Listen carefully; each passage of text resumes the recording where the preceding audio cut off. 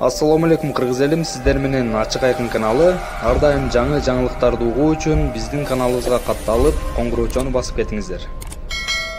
Ооруканадан алалы десе, дарыгерлер айтып атат.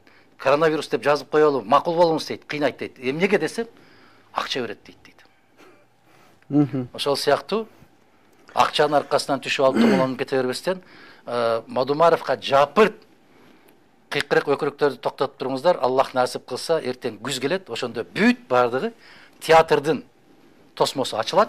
Анан чын төгүнүн бар ошол жерде жадырап жайнап төгүлүп калат. Качан? Эмне качан? Качан ачылат? Сиз билесиз, өткөндөн кийин айтасыз, мен муну бул убакта айткан элем депчи. Эми ошону сактап койгула да, ошо өткөндөн кийин ошол сөздөрдү карайсыздар. 15 күндөн кийин ачылабы? 1 айдан кийин ачылабы? Билесизби, канча күндө ачылаарын айтыш үчүн баягы кээ бир инсандардай болуп менин көзүм ачык дегенден Аллах сактаган болсун. Бирок күзгө барып баардыгы өзүнүн ордуна түшөт. Эсиңизде бар. Американын мамлекеттик катчысы Колин Пауэлл момундай болгон шишени көрсөтүп, Иракта химиялык курал бар экен. Муну колдонуп элди кырып атат Саддам Хусейн деп көрсөттү дагы, бүтүн элди коркутту. Эгер биз бүгүн Саддамды жок кылбасак, ал дүйнөнү жок кылат деп коркутту дагы, барып бүтүн баарын талкалап, гүлдөп аткан мамлекетти чөлгө айлантты. Дүйнөгө коркунуч салып атат деп, Ливиянын президенти Муаммар Каддафини жок кылышыбыз керек деп, саламаттык сактоо тармагы бекер болуп аткан, билим берүү тармагы бекер болуп аткан, бензин айлыктары, жанагындай күйүүчү майлары, социалдык төлөмдөрү аябай күчтүү өнүгүп аткан өлкөнү тыйпыл кылып 3кө бөлүп чөлгө айлантты. Натыйжада эмне болду? Хусейнде андай куралдын жоктугун бүт дүйнө тастыктады. Муаммар Каддафиде эч кандай коркунуч жок болгон, тескерисинче ал радикалдуу күчтөрдү басып тургандыгын дүйнө далилдеди. Үчүнчүдөн кече Сирия Алеппо менен Пальмираны жок кылыш максатында, эми үчүн Алепподагы, Пальмирадагы тарыхый шаарлар. Миллиондогон саякатчылар барат.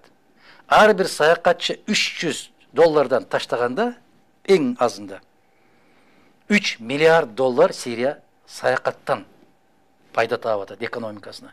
Демек, бул мамлекетти алсыздандырыш үчүн эмне кылыш керек? Саякатчылар барган жерди талкалаш керек. Ага эмне керек? Шылтоо керек. Шылтоо эмне болду? Көчөдө ойноп аткан жаш балдарды сүйрөп келип, момпоси беребиз, балмуздак беребиз деп, киргизип, үстүнөн шланга менен сууну куюп, жууп, мына химиялык затты колдонду, ууландырып атат Башар Асад. Элге каршы чыгып атат деп кыйкырышып, акалачандарды жиберип коюп. Бүгүн дүйнө тастыктады. Эч кандай химиялык зат жок. Ошол сыяктуу эле. Бүгүнкү баягы коркутуу үркүтүүлөрдүн бүтүндөй бүт баары жалган. Кимдин оюну? Бул чоң дүйнөлүк масштабтагы болуп аткан оюн, ага кыргыздын жетекчилеринин дагы акылмандарынын дагы акылы жетпейт. Аны чечмелеш үчүн. Бул 4-5 дүйнөлүк мамлекеттердин ортосундагы келишим менен жүрүп аткан оюн. Эми караңыз. Ухань Пекинден канча километр алыста? Билесизби? Жок. 1000 чакырымга жетпейт. Эмне үчүн Пекинде жок? Эмне үчүн?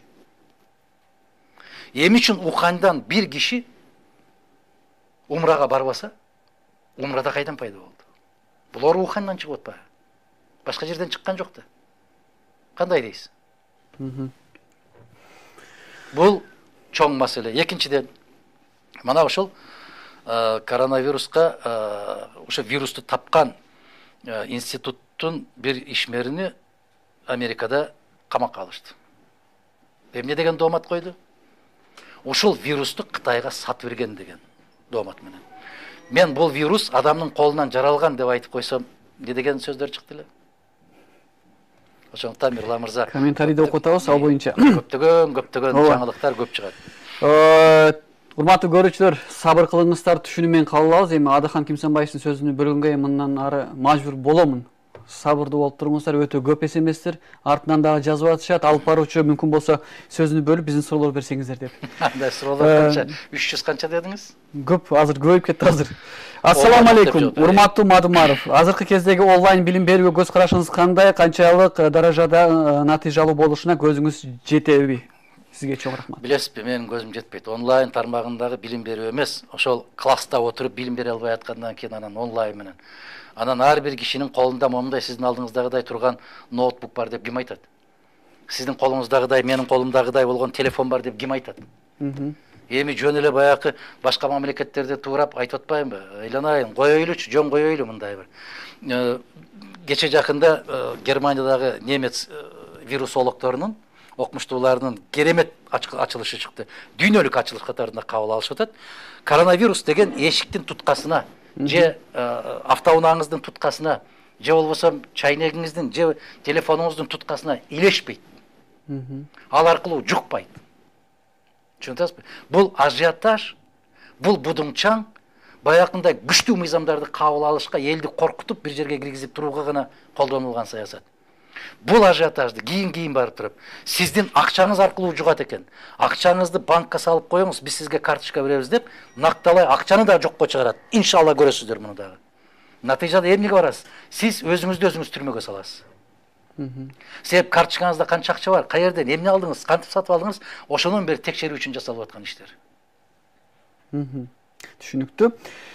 Саламатсыздарбы, Адахан Мадумарович, сиз ишенбейт экенсиз. Ошол коронавирус болгон больницага барып, маскасы жок жүрүңүзчү, ошондо билет элеңиз. Ким ооруп аткан болсо келсин, мен амандашып, кучакташам. Эгерде маңдайыңа жазган болсо, коронавирусу жок эле өлөсүң. Өзүн өзү аябай коргоп аткан, сактап аткан Англиянын премьер-министри, Германиянын жетекчиси, Канаданын премьер-министринин аялы, көптөгөн кишилер эмнеден жугуп атат алар? Ооруканага баргандан жугуп атат. А кээ бир кишилерди атайын ушулар жуктурду, ушулар ооруп атат деп, баягындай кара пиар үчүн. Мен коронавирус жок деп айтып аткан жокмун. Бирок, момундай силер коркутуп аткан деңгээлде болбойт. Силер коркутуп аткан деңгээлде жукпайт ал. Корко турган азаматтар жата берсин, аларды эч ким жатпа деп айткан жок. Жата бергиле, чыкпагыла. Сиз туура айттыңыз, жата берсин, бирок коронавирус бүттү, карантин да бүттү дегенден кийин Кыргызстан эмне болот? Маселе ушунда. Сиз бул боюнча бийлик тарапка кайрылдыңыз? Мүмкүн биздин президентибиз Сооронбай Шариповичке да. Ага кайрылуудан пайда жок, ага кайрылышын түшүнүш керек ал. Кечээ мен айттым, кечээ кайрылуумду айтып атам мен. 19-унда айттым мен. Ушул башка мамлекеттерге үйдө жаткыла деп айтат. Алар үйдө жаткан болсо, мисалы шаардагылар болсо, иштеп аткан иштери болсо, алардын айлыгы кете берет. Маселе жок. Сонун да. Берип аткан, кыйналып аткан кишилер сыяктуу болот. Нанын жерден таап аткан дыйкандар эме болот. Кандай болот? Күнүмдүк оокатын күнүмдүктө таап аткандар кандай болот? Алар эртеңки күнү кандай болот? Жаздын бир күнү кышты багат дейт. Жаз өтүп баратат. Амал бүтүп атат. Себүү, эгүү, тигүү иштери бүтүп атат. Эртең биздин ордубуз кайда болот? Мен жана айтып аткан 1 миллион 200 миң тонна буудай өндүрө алабызбы? Жок. Өзүбүздү эт менен камсыз кыла алабызбы? Өзүбүздү май менен, чай менен, башка азык түлүктөр менен камсыз кыла алабызбы? Үйдө жата бер, жакшы, жата бер. Эртең ким багат садагам сени? Бүгүн жата бер деген киши жакшы көрүнүп атат. Эртең жата бер деген киши жүзүндө көрсөтпөй качат. Ачкачылык, Кудай сактасын. Мен дагы бир жолу айтам, ал сенин бир тууганың эмес. Сиз болгонуңузда эмне кылат элеңиз? Башка мамлекеттерди көрүп атасыздар, бул оюнга кошулбаган, аралашпаган мамлекеттер өздөрүнүн саясатын жүргүзүп атат. Белоруссия. Мисалы үчүн Белоруссия деле, Прибалтика өлкөлөрүн карап көргүлө, Грузияны карап көргүлө, Арменияны карап көргүлө. Эмне үчүн алар жөнүндө сөз кылбайт, билесизби? Себеп аларда мындай ажиотаж жок. Румынияны карагыла, Болгарияны карагыла.